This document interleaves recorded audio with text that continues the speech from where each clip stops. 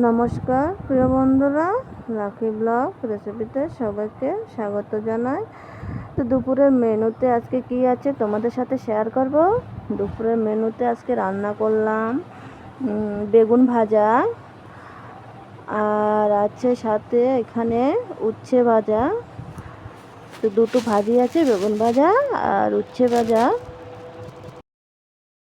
আর এখানে আছে দেখো রুই মাছ দিয়ে, কুমড়ো ডাঁটা দিয়ে, আলু দিয়ে রান্না করলাম।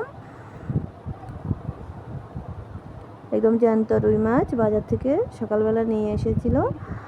তো সকালে আর রান্না করিনি, দুপুরবেলার জন্য রান্না করেছি।